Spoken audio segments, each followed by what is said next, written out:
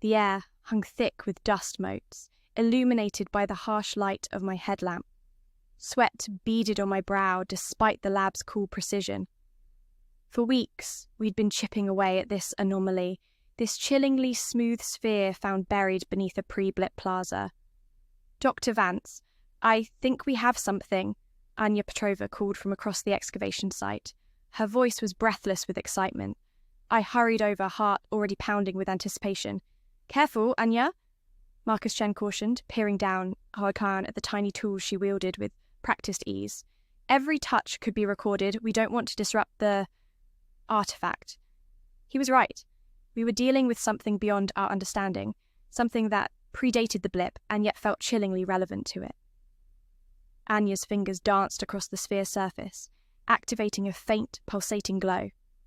Soon, a holographic projection snapped to life.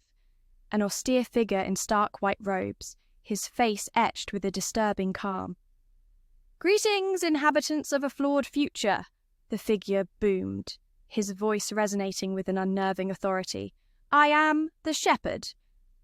He paused, his eyes seeming to bore into my very soul. "The Blip," he continued, "was no accident. It was a necessary sacrifice, a cleansing fire to purge humanity of its corruption." Marcus and I exchanged stunned glances.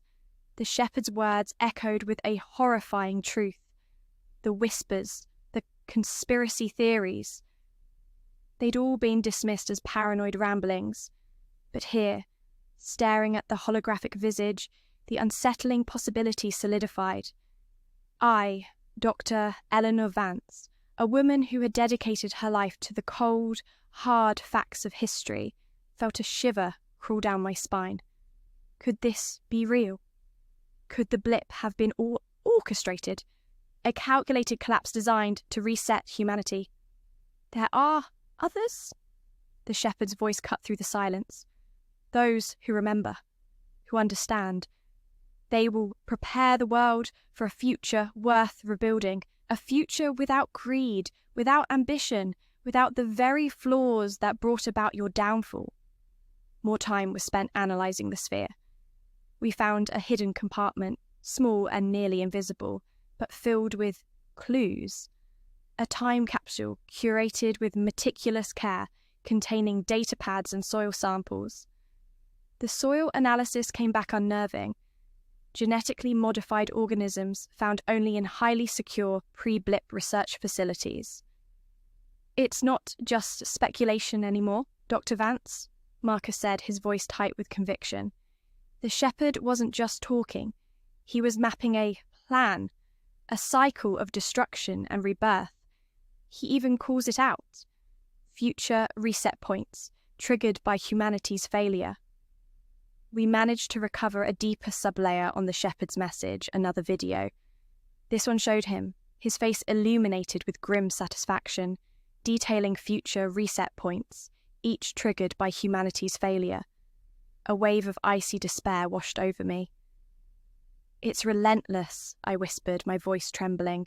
"The cycle never ends. We're doomed to repeat our mistakes." Dr. Petrova placed her hand on my shoulder, her touch grounding me in the reality of the situation. "We may not be able to stop the cycle, Dr. Vance," she said softly, "but understanding it is the first step. If we know what to look for, we can build a future they won't dare to destroy." I looked at my team, at the faces etched with a mixture of fear and resolve. The weight of history, of the past and the future, pressed down on me. But somewhere, amidst the gloom, a single ember of hope flickered. We might not be able to defy fate, but maybe, just maybe, we could rewrite the script. We might not be able to prevent the next upheaval, but perhaps we could learn from it, adapt to it, outwit it. It was a daunting task, a Herculean effort, but it was the only one we had.